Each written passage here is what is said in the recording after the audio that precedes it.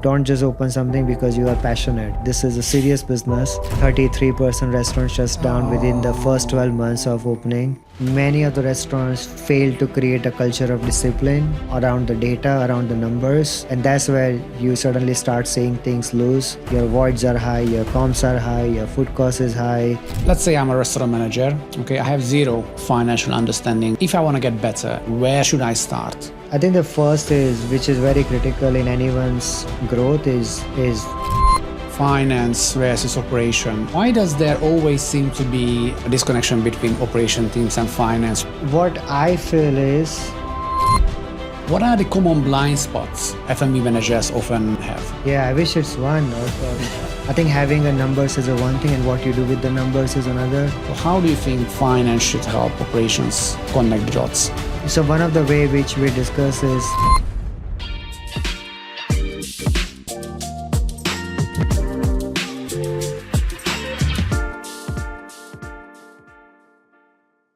Welcome back to Pocket Talk. After many requests from junior and even senior management teams, today we are diving into the numbers side of hospitality. If you ever struggle to make sense of your P&L or wondered what your accountant isn't telling you, this episode is for you. Today's guest is Nish Patel, a restaurant finance expert who knows the numbers behind some of the world's most successful hospitality brands. He's the Group CEO of Paperchase, a global hospitality accountancy firm with clients across the UK, US, UAE, and beyond. With over 30 years of experience in the industry, Paperchase doesn't just do bookkeeping, they are partnering with restaurants to optimize profitability, streamline operations, and make better financial decisions. Nish has led the firm international expansion and built out a team that blends old school hospitality knowledge with cutting edge financial tools. If you ever wondered what your accountant should be telling you, you will want to listen to this. Nish, welcome to the show. thank you so much, Jonas. I'm so excited to be here. And this is the love between accounting and the training side of the world where you train the future restaurateurs and chefs. And this is a great platform to be, passing a message to the broader audience. So thank you. I'm really happy to have you here. Now, I'm going to get straight to it. You've been in the finance world for a while. Why restaurants? So some things you don't plan, you get into love with it, and this is one of it. But in general, what I love about restaurant industry, it's not static. Every day it's different. Like you have been a managers in some of the best restaurants in your past experience, and you know this well. Which sometimes you hate it, but you love it. One day AC breaks down. One day you don't have a hostess. Third day you have another problem, and that's what I loved about restaurants getting into it, because one of my major when I was studying was audit, and when Right you do on. audit, you like to find mistakes of people, and I have so many things to find within this business, like food cost, beverage cost, wine cost, wage cost, repair maintenance costs, and that really get me excited. And then the food for love, I mean, that's what we all are here, the passion for the food and beverage, so hence we stuck into it. Right. It's a notoriously tricky sector. I think, you either love it or hate it. But it's very fascinating to hear how, finance or other people think about this sector. What keeps you excited about this space? I think before like 15 years or 20 years, the hospitality industry was not a lot in terms of a tech forward, and now it is changing a lot. So it is keep me super excited that how the tech is going to revolutionize the hospitality industry, and how we're going to be part of it. Whether it is AI, whether it is Power BI, how do we make managers taking smarter decisions, and so it's like continuous challenge, and not accepting anything as a sort of a status quo. Right. Let's get to the real stuff. Finance versus operation. Why does there always seem to be a disconnection between operation teams and finance? What's causing sometimes a disconnect or maybe a misunderstanding between these departments? What I feel is finance people talks very straight black and white language of numbers, that hey, why did you spend more? Oh, your food cost is high. And operations people, what I call them as an artist, whether you're a general manager, beverage director, or a chef, you are an artist to me.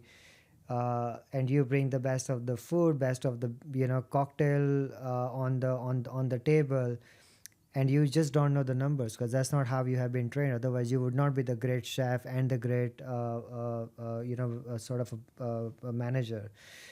And that's where the disconnect is, because they both don't know how to explain in their own language Correct. to them that hey, my wine cost is high because we just opened the restaurant, and my first goal is to fill up the tables and not get 30 or 28% wine cost. And accountants just don't understand, because by default they are a risk averse people, and all they care about the cash flow and the bottom line, which they should, but there has to be a common sense play in between them. Hence there is a gap where if you have an accountant who do not know hospitality or restaurants, and they don't know exactly how to solve the problem and guide the operations, that hey, it's okay, your food cost is high, but this is the 1 2 3 things you can do in order to fix the problem. Then you create a synchronized marriage between them. Otherwise it's always finger pointing. Absolutely. I think I have seen quite a few good examples of bridging these connections between finance and operation.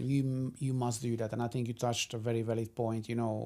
People get into hospitality not because they want to talk about numbers, or not because really they want to take anything really serious. Sometimes it's a lifestyle, it's who you are. You like to be around with people, you like to cook, you like to do whatever your craft is. And then very often these same people get into the business, they get promoted, they suddenly found themselves as managers, right? Yeah. And then they start talk in HOD meetings and yearly meetings and investor meetings about numbers and food cost and all this kind of stuff. So it's difficult. I think in one side there is finance who knows what they do. They studied that. They this is their focus. And then you have the lifestyle people who try to enjoy work on the best, but probably work more on the top line than on the bottom line, protecting the bottom line. Yeah. But it's very important to bridge this gap. So who do you think should be understanding finance in a restaurant? Is it only the top management? Is it should be including the junior management or everybody, or the HODs? Who do you see that should be closer to the finance team out of all the management team, or who should be the one really understanding the numbers? Is it everyone? Yes, I think in our view, it should be more than just the top management. You want to create a report for one level down, and sometimes even 2 level down, for that particular department to understand what is exactly happening in their department.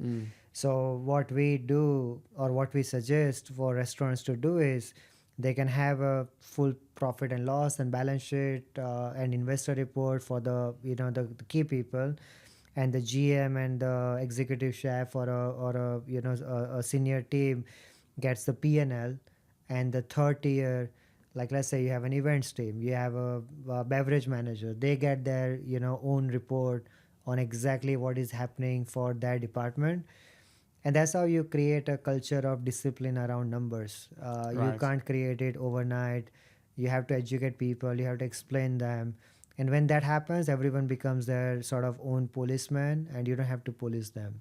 So you're saying that even the lower management should understand, or they should put their nose into numbers. But I think again, you mentioned something really really valid. I think it depends on the culture. If the head of the department or the top management understands the number, they can actually translate this to the lower tiers of management or even line employees. And actually that should be the goal, right? Yeah. You have results, you have numbers, you understand them, and then you action them, right? Yeah. What are the common blind spots that F&B managers often have?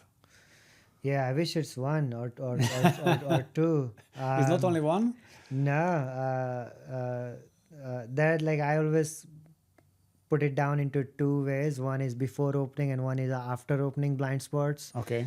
And they can be very right. One, before you open, you want to be very careful how you price. How did you check your competition? And if you're a chef, make sure your portion controls are correct in a in a right country, right territory. And then after you open, you have so many levers. You need to make sure you are pulling it at the right time, at the right place, whether it is right average check, which we were talking earlier today. And it's a science on its own. It doesn't happen like within a week you fix it, or you have to train people really well, which is where you come in, and now guide the next generation. uh, but high level, after you open, it's always the three things: your average check, your food cost and beverage cost, and third is your payroll cost. These three are the key thing, where if you are off one, you will find it very difficult to get back on the track. And in terms of putting the numbers, if let's say you do $10 million a year revenue in a restaurant, or a $5 million, and if your food cost is high by 1%, that's when people understand how significant it is on an annual basis. It's not a small number. That's like $50,000 a year difference. So who do you think, whose job is it to, put this into effect, or translate this, into an action plan? So you mentioned some really good stuff, right? Food cost is over a person than what it should be. It's actually a massive, differentiator at the end of the year, right? But how does this get translated to management teams, from a finance team, or even from Paperchase? I think this is the right stuff to talk about, because at the end of the day, you guys are there to point out, where the numbers are going wrong. But do always management actually knows how to fix that, or do you guys give advice on that as well? Yeah, no, it's a great question, and I have a couple of examples. Two are extreme. I think having a numbers is a one thing, and what you do with the numbers is another. That's where our knowledge in hospitality plays a role. And first example I'll give, we have a client in New York, a Peruvian restaurant, great place. Their food cost was high continuously to like 32-33%. Now, I mean, you've been part of Peruvian place before, and you can settle at 30%, and it was a 30% That's before a usually few considered weeks, the maximum, yeah. and then suddenly it was 33% for like 4 weeks in a row. We kept mentioning like this particular couple of things are off. Then owner calls me and he said like, we need to fix this, because they understand numbers, and they said like, this is a huge loss annually, which was almost like $150,000 if you annualize keeping that cost at 30 to 33%. Massive. So we started putting the controls on the weightage, the pricing, the suppliers, portion control, yield, recipe costing, and everything was like check, check, check, not an issue. And then I was there for a meeting with the owner, chef, everyone, and they all were genuinely concerned, because they just could not know what to do with it now. And then you ask a very common sense question: who comes in the morning, who leaves in the evening?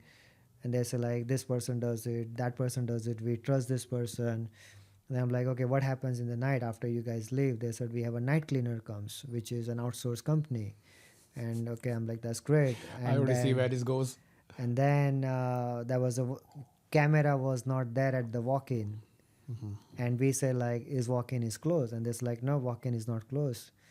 And we started locking the walk-in, and the food cost was solved, and that night cleaning company was not there anymore. But that's how you go into detail. Luckily we solved that problem within 6 weeks. And many restaurants don't actually ask basic questions and go deep into it. And when you don't do it, you suddenly find after 6 months it's too late to fix the problem, because you might be in an off season and your losses are actually going to be even more than what you thought. So I think you have to ask a very fundamental, basic questions. Go to the root, do root cause analysis, which we say in accounting terms.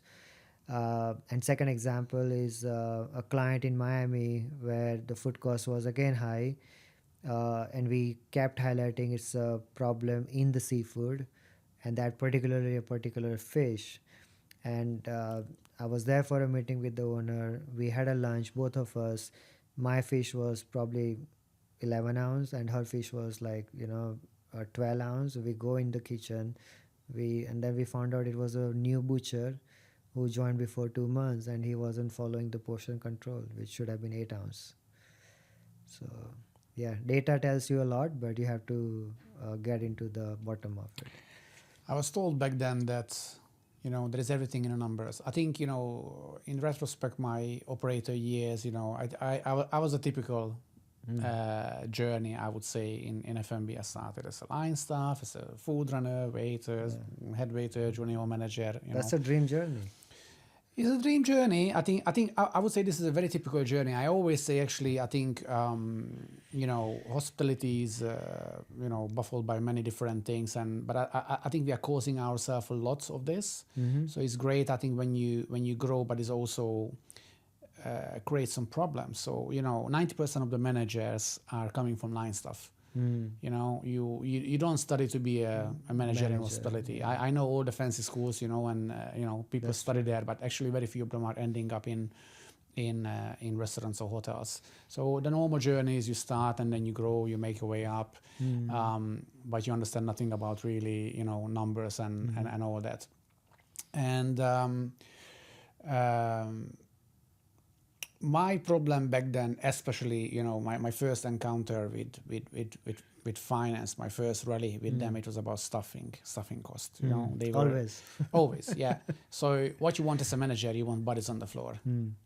You're looking at it from a very practical point of view, especially if you've been there, done that. You know exactly what a section a waiter can handle, or a bartender, how many bartenders you need, or how many runners you need, or how many people you need just to do a busy lunch service.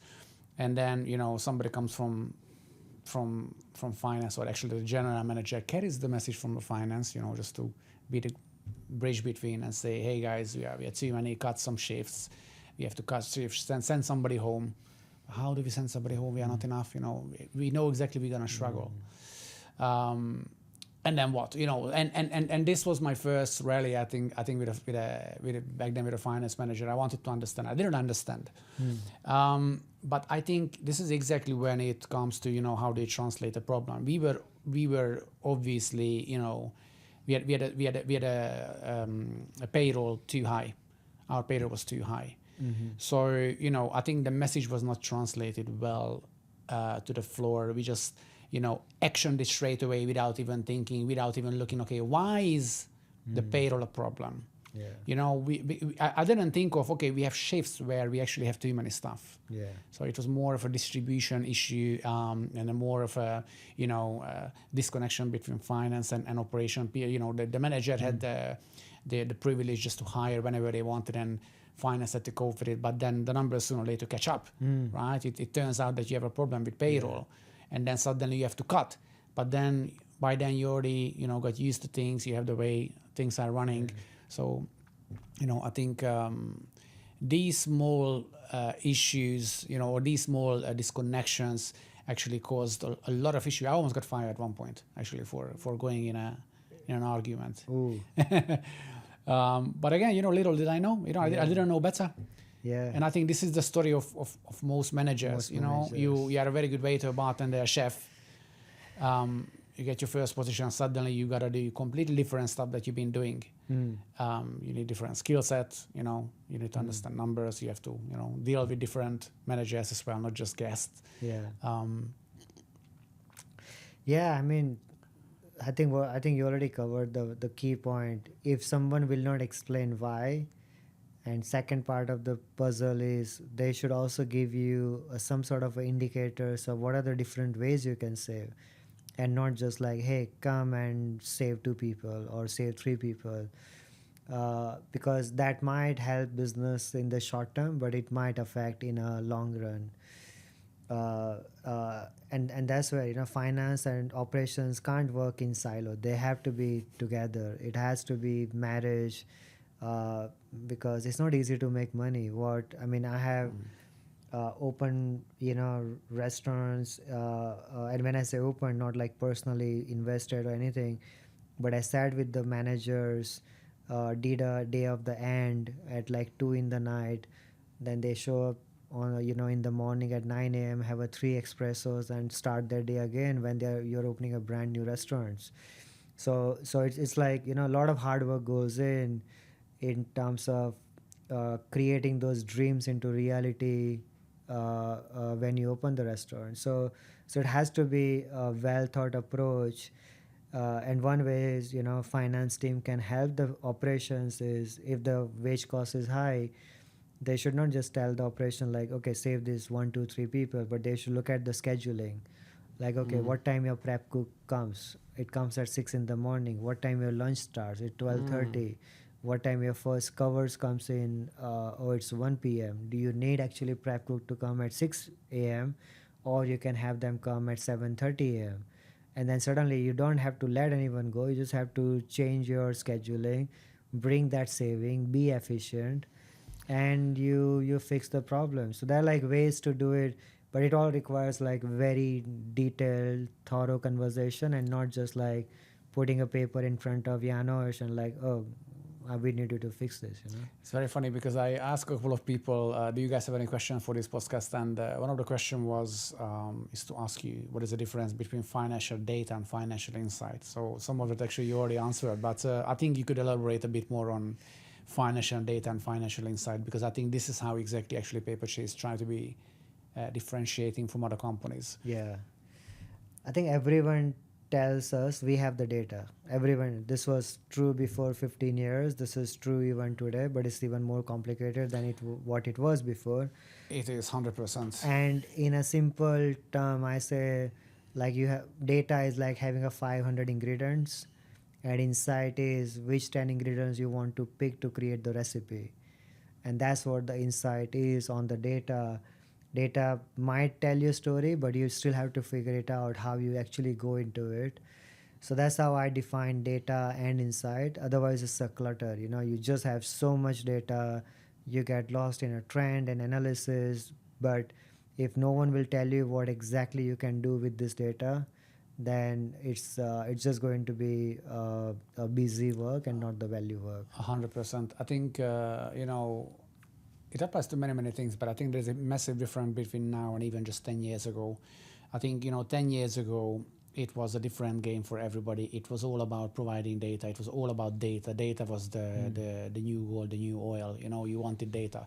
I think today we have too much data. Yeah. I think today, the real value coming from how to analyze the data, how to put the right data in front of the right people. And is everything, if you look at my business is education basically, right? So today we don't have an issue of having training materials, is to put the right stuff into the right people in the right format. I think it's the same with finance. So how do you guys help operators connect the dots, in how does it work? I mean, I'm going to ask about Paperchase because I think this is also applies to finance manager. I told you this podcast. I wanted to be value driven. I wanted to, people, operations, finance, watch this video and say, you know what, actually we can improve. We can do this better.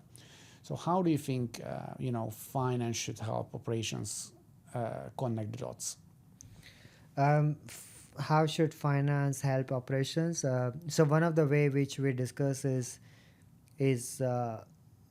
and I think it is two-way, right? Is first, finance actually have to understand the restaurant industry more. If you just hire an accountant who understands debits and credits, that's always going to be difficult because they will come with a very much stereotype approach and just say like, no, your gross profit has to be 70%. What do I do with this? And they just don't know how the restaurant works.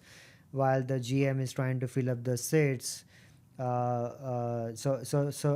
I think the first is the accountant have to understand the restaurant industry or hospitality industry well. They have to understand. How can they do that though? It is difficult. Even now, we come across the client where they have someone on board who might have a 10-15 year of experience. They might know a little bit of restaurant, but they still don't know the detail of the fundamental principles. Even guiding the managers on comps and voids. They just say like, oh, don't do comps, but no, you have to. You are in hospitality business. There will be comps, there will Yeah. be discounts, but then what do you do with that data to guide the manager? Like, okay, why don't we look at comps and discounts and see on what particular category you are doing these comps and discounts, and within that, what are controllable and what are non-controllable complimentaries and discounts. Yeah. When you do that, then suddenly manager will be like, oh yeah, it makes sense, and suddenly they see the trend. We are doing a lot of comps because of the server error or because of the kitchen error. Then Again, you know it shows you exactly something, what yeah, the it problem shows to you something, solve, yeah. instead of just telling like, no, we shouldn't do a comp, and suddenly the glass of champagne which you wanted to give it to someone for waiting 20 minutes, now you're not doing it. Now you're probably losing the customer for life. And that's where the finance have to understand the business, and they have to actually analyze the data even more Yeah. than just telling the managers like, okay, don't do it, or telling the chef like, cut the people in the porter, or line cook, etc. I used to have a particular manager. He was really good at this kind of stuff, and he always believed that every part of the business needs to understand what's going on in a restaurant. So he was doing this exercise with finance very often. He actually invited them into the restaurants on busy service. He forced them, listen, we do a big event. That's true.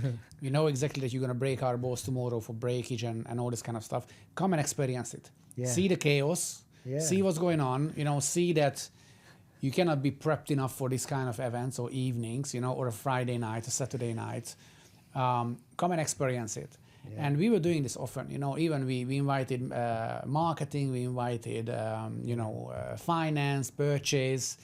And, he was even very particular on, we're not going to take the best table, we're going to take the worst table of the restaurant. And, every time we did this, we sat on different tables. They asked, why are you sitting always on different tables? And he said, because every table is different. You have a different experience. From one station, you can see the toilet. From the other one, you can see the kitchen. From the other one, somebody's keep passing by, is bothering you. So I think, it's a great way. Yeah. What we also used to do, actually, we asked finance for training. We told finance that you have to train the management team. Create a training. We help you to create a training, but you have to conduct it. You have to explain, why certain things, because, otherwise it's just a guessing game. Yeah. And it's very much, okay, we get the weekly report, we talk through the numbers, how much we're missing, how much extra we have to make.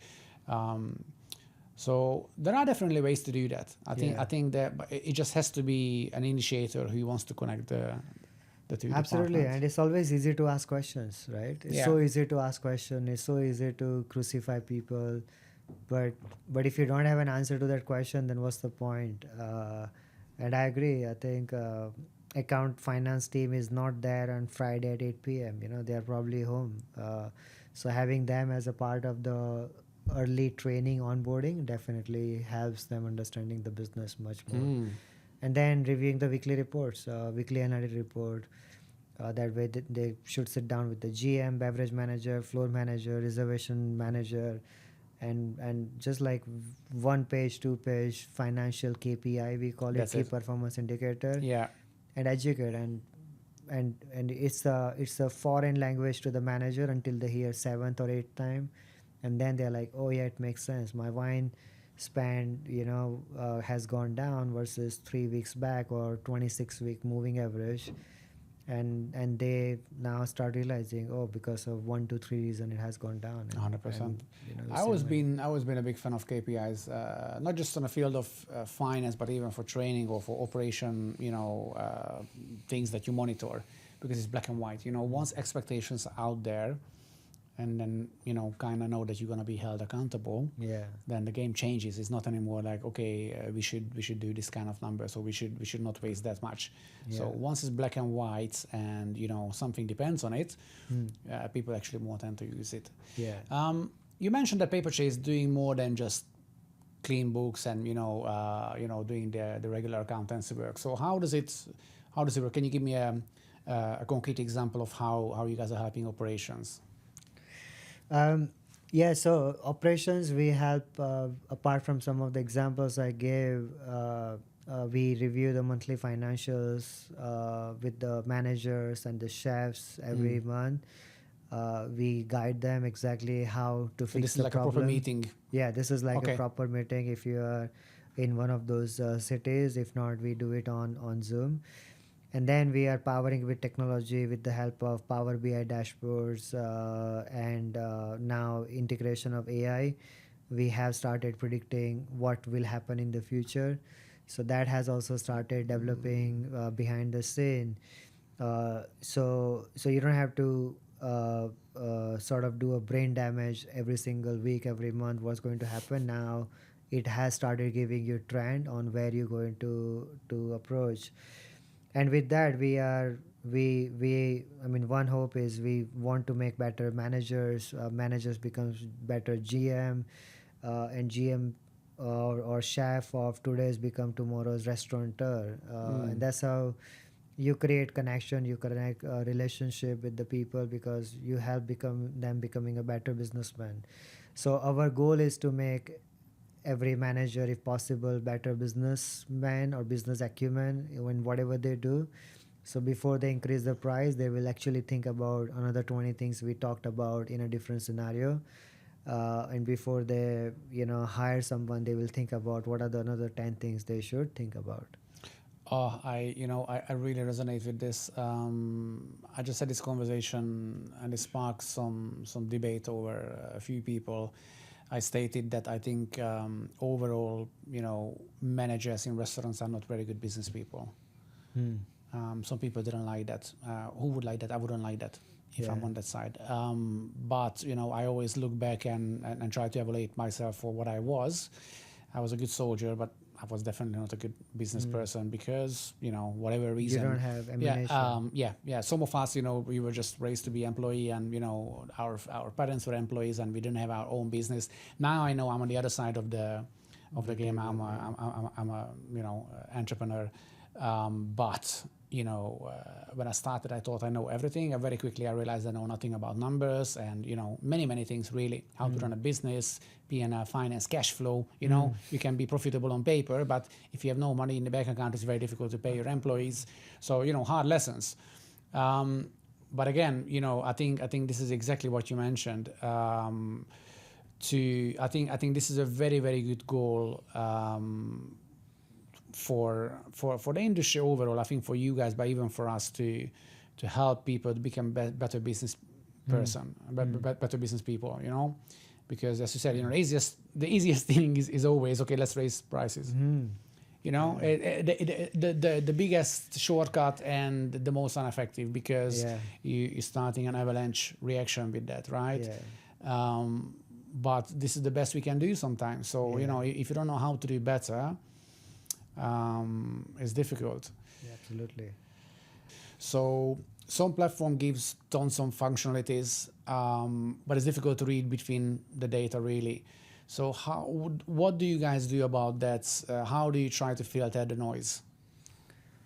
So in a few manner, as the space is getting super crowded now than what it was before a few years back, the noise is even more. We thought technology will make it easier, but it's actually making it more difficult.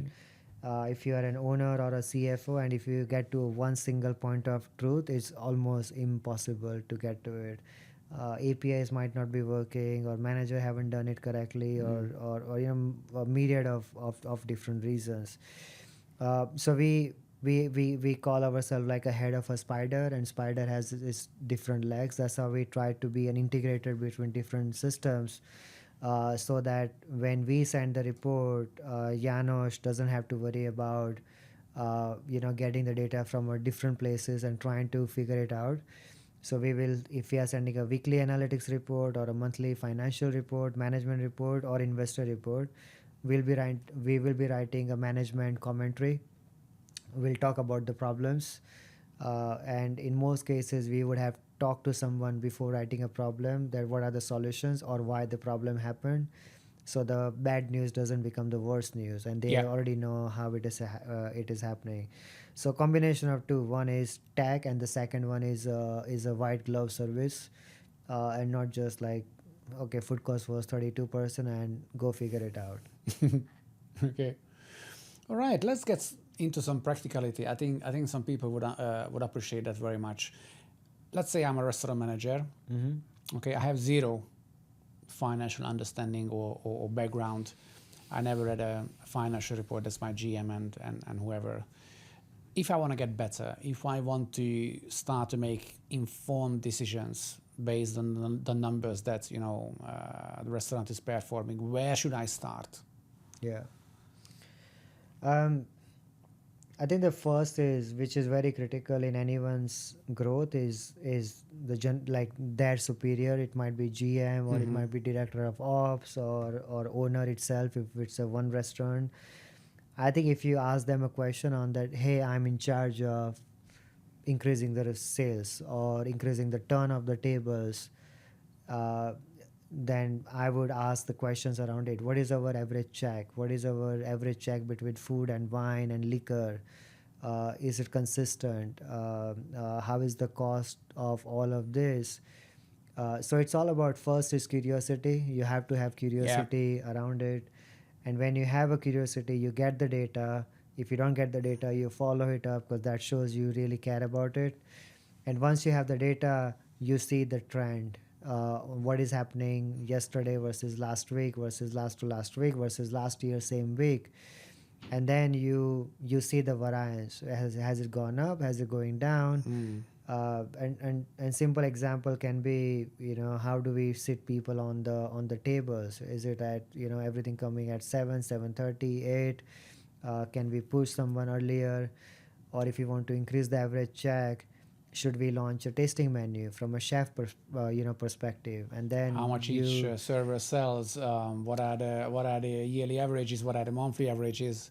Back then, it was one of my favorite topics. I think we discussed that because that's the easiest thing to monitor, and it is independent on the number of guests you serve. Yes. So how much people spend is independent on how many guests. You can have a quiet night, a busy night. Average check should be pretty much the same thing.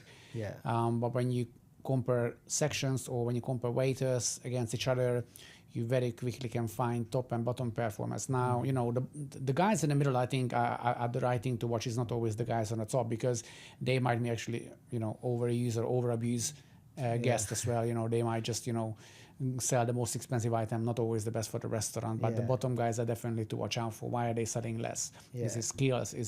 What is it? And it's a very easy number to look into. How many guests you have? What was your sales? Divide that up. You have your average check, and then you can go into detail. Okay, actually, let me check waiter by waiter. Especially today, when POS system is in every restaurant. It's no more waiter pads and paper and whatever. Like you have the data. I guarantee there is a data, and I'm almost 100% sure that is available as well. You can find it if you want to. But I think this is a very good advice. You have to be curious about this. The first step is going to come from you, and then if you get support from your superior, it's another thing. But I think somebody in a business nowadays, there is finance in every restaurant. Right. So if they don't have it internally, they outsource it. There you go, guys. Right. So somebody going to give you the answer. And third thing is, on top of what you mentioned, is then you set some sort of a goals for yourself to achieve based on those numbers. And those can be very simple. If I'm a chef, I say like my pastry revenue should be 6% of the total revenue. If it is 4%, because that's going to help me reducing my food cost significantly, because pastry has 85% plus gross profit.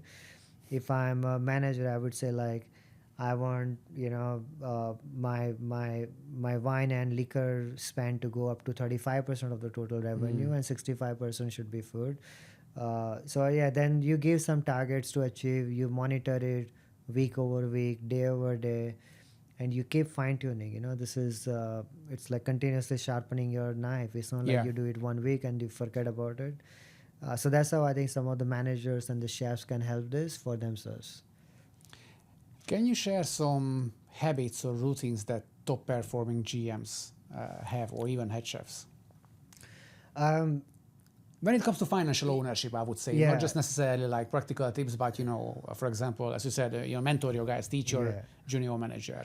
Yeah, so I think some of the top GMs or chefs, what they do before opening the restaurant is definitely focus a lot on the recipe and the portion control, like exactly how it will look like, the ingredients, and that doesn't mean finding anything cheap. Finding the right thing, getting the right portion, and then how we're going to staff that so that we don't end up creating the business case which is not going to work for the investors. So yeah, I think pricing is definitely the key, because if that is wrong when you open the doors, it will break you. Either you are very busy but you're not Let it making be, do it money, right or wrong, yeah. or you are just not going to, you're going to get people but who is not never going to come back again second time because they feel it's so expensive. So that's why it requires methodological approach on looking at the overall pricing and looking at the costing. And yeah, once you open, it has to be looking at every day what happened yesterday, but looking at today how the reservation looks like for next 2 weeks, not just for tomorrow, because that's when they start actually planning. So what you mentioned earlier is like you got like a memo from the finance, like okay, cut people, but no, if you're actually looking at it 2 weeks in advance now, that this is how my reservation looks like, my average no shows and cancellation is 10%, and this is how I will end up looking at it. 100%. You can Rota. actually plan your staffing way before than actual things happen. So you can avoid surprises, right? You can plan PTOs for the off seasons way ahead, and then finding out that it's too late to take some of those calls. 100%. I think one of the lesson I learned over the years that your rota, your schedule, roster has to be right. I think that's the heart of the restaurant, Yeah. and that has to be looked into well in advance of how many guests you're projecting is one thing, but also know your trends and then accordingly make the rota, because it's not just about covering the right amount of guests and sections and all that, but not to burn out your people. Yeah. Make sure that when you have the right amount of people for each shift, then food comes faster, less frustration, less wastage, obviously better guest experience. But also a very good example is that sometimes you have too many people on a shift and actually productivity goes down. Mistakes are happening always when you have more people, not when you have less people. That's true. That's so So true. you really have to create a great system to understand your numbers in terms of guests and what's coming. But again, kitchen side is the same thing to order. I think that's actually much harder to order the right amount of food. Yeah. But again, you don't know what guests What's the going right to feel amount? like on the night. Maybe everybody wants to have duck that night, Yeah. which is normally a low selling item, or maybe everybody going to go for some other stuff. But again, I think communication on the floor, this can help a lot. Yeah, no, and I just have one funny example on what you've just touched something very interesting. When you have more people, you actually end up making more mistakes because you're not busy, so your Not your focused, brain yeah. is not focused, It's okay. right? We are enough. It's gonna be easy tonight. Yeah, and similarly, we have a client, and they had like 6,000 square feet restaurant, and the kitchen was smaller than like McDonald's kitchen, and they used to probably $13-40 million a year in revenue, which they did not thought they would be. They thought they would do half of it. Yeah. Then they increased the size of kitchen 5 times, and now they do $18 million in revenue. So, just like that just doesn't work. It's the equal just because the moment you increase, you have inefficiency. You have just more head counts doing a lot of busy work, but it's not necessarily coming down to the bottom line.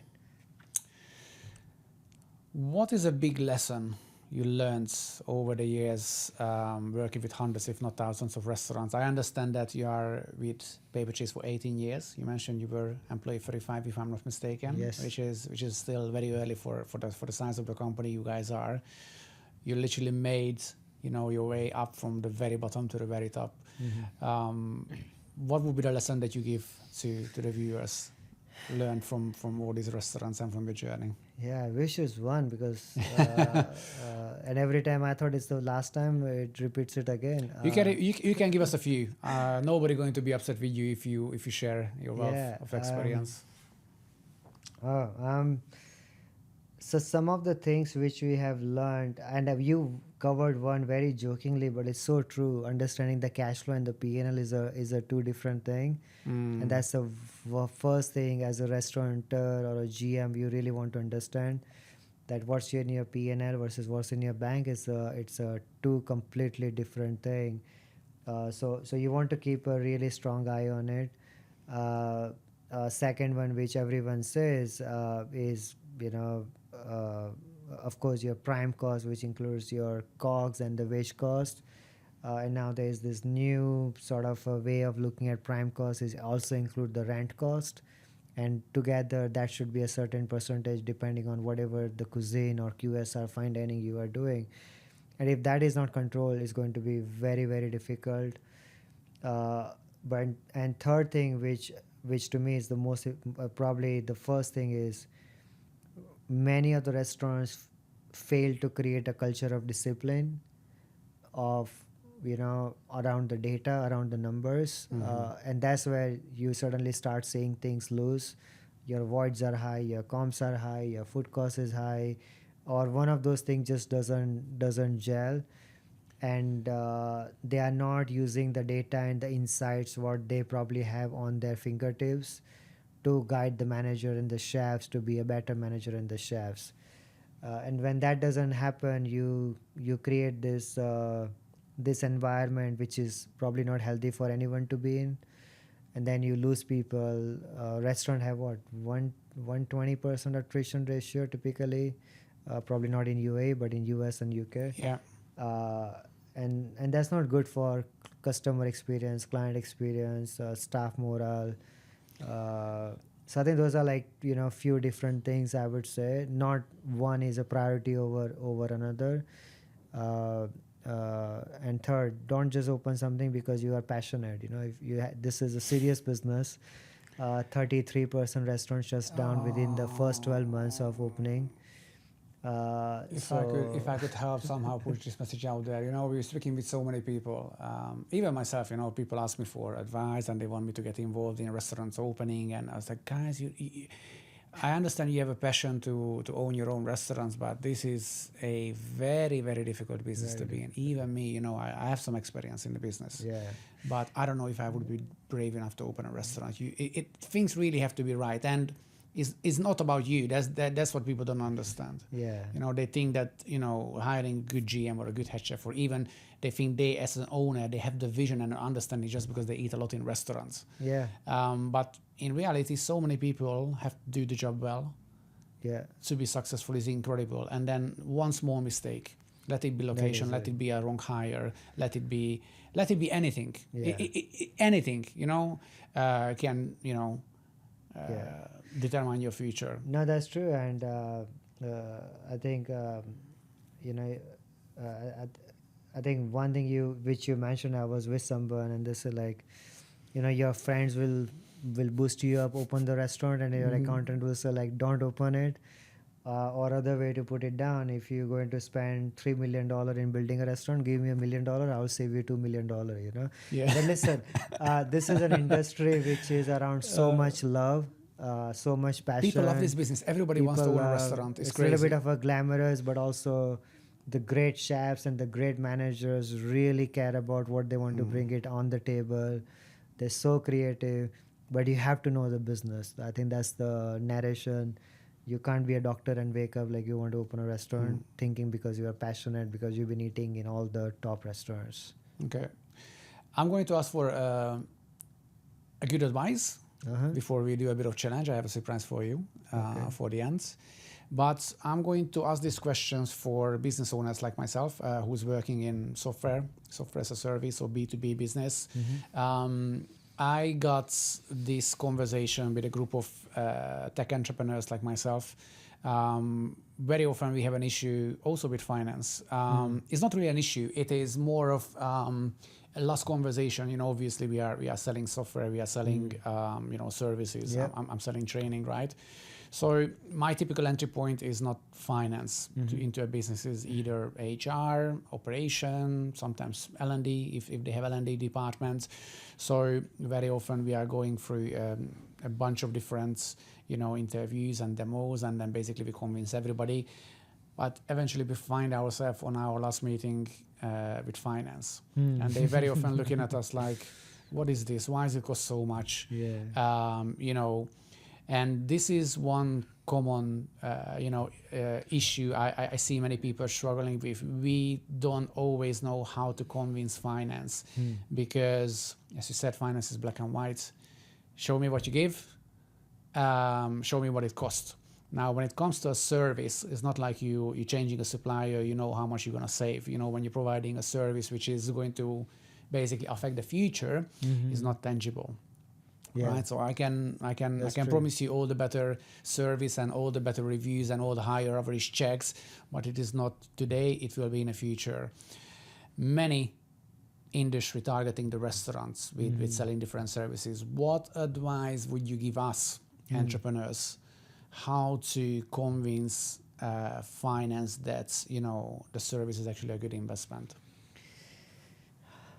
Yeah, I mean, we are the bad boys, right? I think that's what you are getting to. I don't think so. No, I don't think so. I'm You are kidding, there to yeah. protect the business, and usually services are always considered as a I don't know, extra. Not necessarily need. It's not like food or tables. You need people to sit down to, or food they need to eat, or Yeah, it's not tangible. No, I 100% agree, and I totally feel the pain in the question. Because we do this many times, so definitely I get that.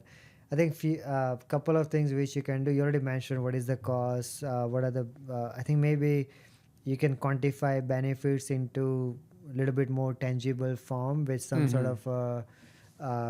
How much increase expected on average check? How much less stuff turnover? Or yeah, exactly. Whatever the main like contributors are. Like back up with some sort of industry research articles by some academic places, and then just shows the value, especially attrition. I think so. One thing which finance, like with regards to your particular business, one thing finance will really understand very easily. The cost of attrition is actually an absolute tangible number. It's not intangible. So what you bring on the table is speed to competency. If you can train someone faster, the amount of saving is actually in absolute dollar value. If someone is spending 3 weeks more on the training floor and making mistake for another 3 weeks because it's getting comp, etc., that is actually one way to really quantify the investment case, that we are not a cost to the business. And the problem what you mentioned is what we also face it sometimes, where before client signs up with us, they're like, but you're going to be a cost on the P&L. And the way we say, like, if our timely reporting, if our accurate reporting helps you saving 1% to 3% on your top, GP or your a bottom ROI line, is 10x, 20x, 100x. we are actually saving on your P&L, which you actually don't have it. Yeah. And that I think is very clear. So you can also ask sometime data from the potential new customer. What is your attrition? What is your X? And when you ask those questions, they will realize they actually don't have data. That means the finance team itself is on a now back foot, because they know now they're dealing with someone who knows the game. Yeah. Okay, so attack. No, the best defense is attack. Okay, got it. Yeah. All right. So I got some surprise for you. I like to do this with every guest. Okay. I like to do this with every guest. I'm scared. No, don't worry. I mean, my previous guest was struggling a bit. I asked him questions. I think he regrets to join the podcast. Okay. But this is who I am. I like to play some fun in the end. Don't worry. I created some very easy questions for you. I'm competitive. So yeah. let's bring So very good. These are really just about you and how you think. So I'm just gonna ask some quick questions, and then you can just answer it on top of your mind. What harder to manage, people or numbers? People. People, 100%. CFO or chef, who's more dramatic? Chef. Paper receipts or digital everything? Digital everything. If Excel disappeared tomorrow, what would you do? Power BI.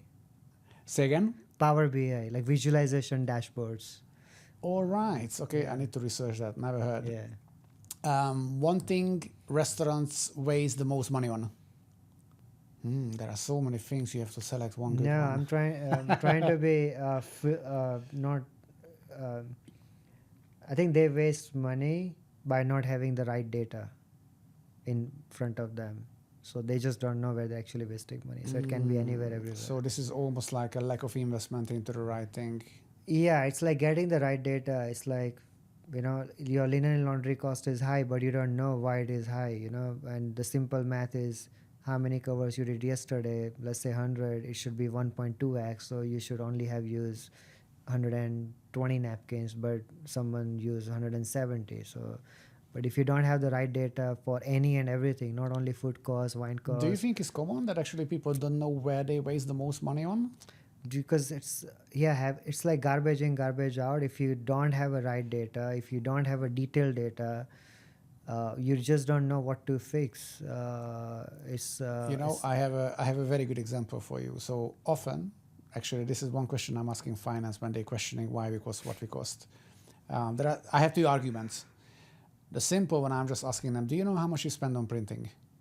They never do. They never do. That's true. They never do, which is a very interesting thing because I promised them that I monitor that. Yeah. So I always tell them, if you stop printing today, you are at your money. We don't cost you money. you spend what you spend on printing, you spend it on my platform, you are at your money. Yeah. Right? But they never do.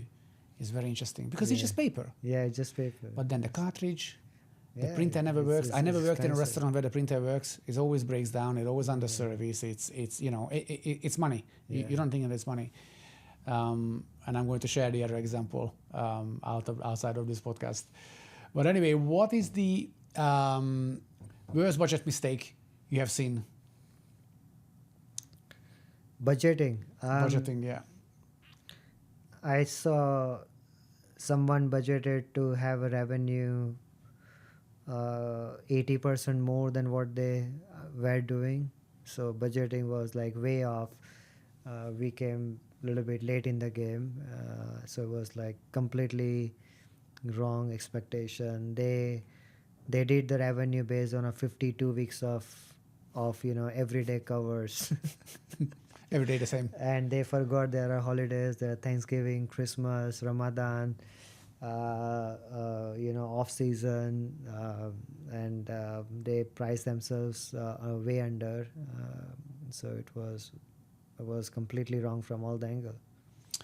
What is worse, overstock inventory or undertrained staff? Undertrained staff. 100%. I was really hoping you're going to answer that. Okay, thank God. Yeah. I mean, honestly, this is one of my other arguments usually. Yeah. People underestimate how bad it is to not train people. Yeah, it's so important. I mean, especially when you grow, and we also face this problem, right? And every business, I'm sure, facing the similar. When you grow, I think the only thing you have, not only thing, the biggest thing you have in our business is the people. Hospitality is all people, food, relationship, the warmth, the comfort you bring to the not only to your people but also to the customer.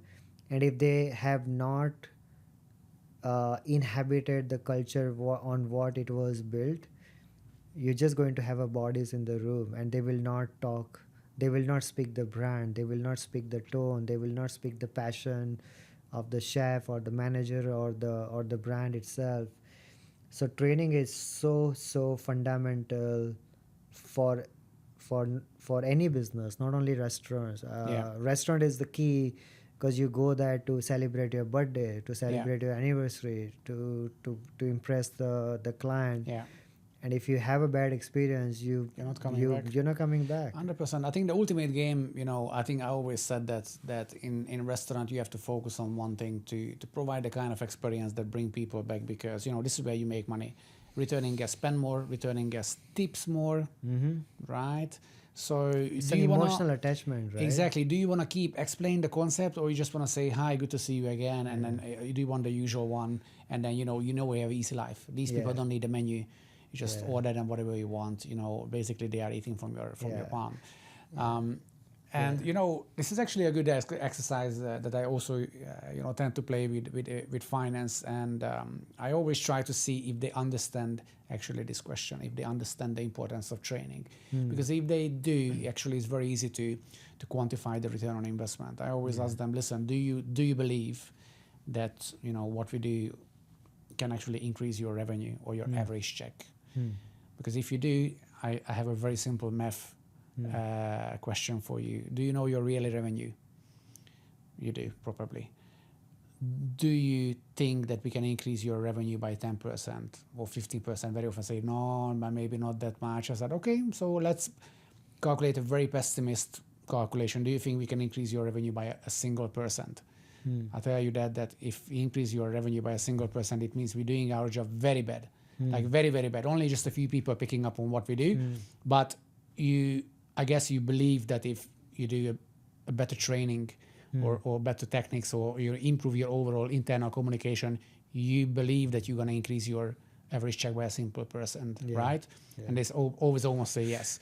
So I said, okay, I played this exercise with a business here in Dubai. They make 110 million dirham a year. Oh, wow. So I said, okay, that's an easy calculation. You're saying that if you do a very bad job, then you're going to increase your revenue by 1 million dirham, because you're about 40,000 dirham a year, because you have almost 200 staff members. It's a massive restaurant.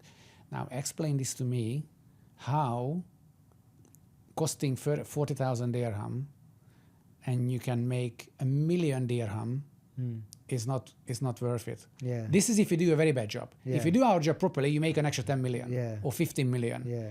So the upside is huge. Upside is huge. Yeah. But this is where I usually bring up. But even if you just stop printing paper, you are at your money. So this is usually the two examples I bring up as an exercise.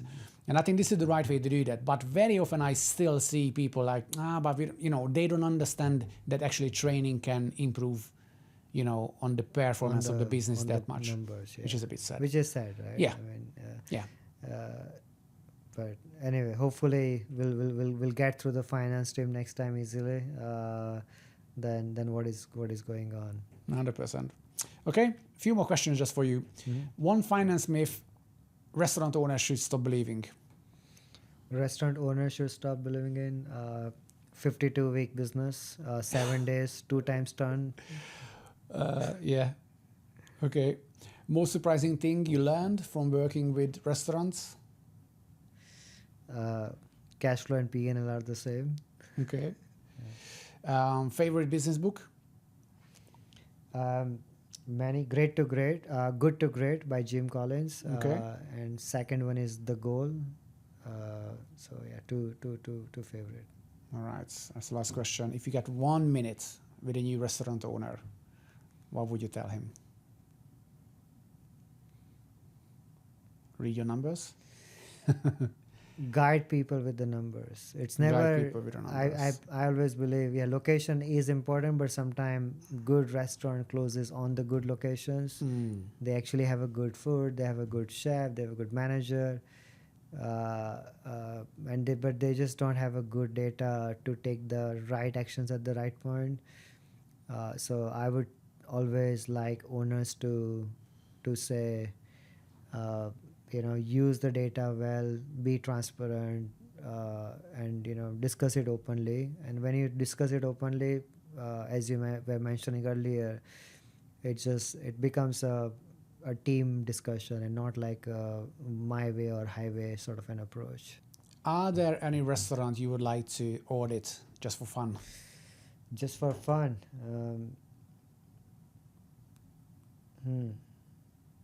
It can be in UAE. It can be anywhere. It can be anywhere. It can be anywhere. I would love to audit Pret a Manger. Okay. Oof. I mean, that must be really complex. I mean, that's a big organization. So many stores. because I love complexity, as I told you earlier. You know, I have a headache just to think about it. How many spreadsheets and how, you know, the amount of data must be there. Yeah. It must be really complex. Yeah, because they throw away their scent because it's all fresh, right? They throw everything away in the evening. So just it's gonna be fun. It's gonna be eye opening. The whole thought process, and how do they really plan based on a daily traffic. So it must be very, very interesting. Oh, that's 100%. Yeah. All right. Thank you very much for this podcast. And that's a wrap. Big shout out to Nish for dropping some finance wisdom without making us all fall asleep. If numbers still scare you after this episode, feel free to reach out to us. We have a finance course coming up for finance managers, or reach out directly to Paperchase. We will leave their contacts in the comments. Catch you next time on Pocket Trainer Talks. Laters. Thank you so much, Jonas. I really appreciate it. And thanks for inviting me here in Dubai. And looking forward to see you next. Thank you very much, Nish. Thank you. I appreciate it.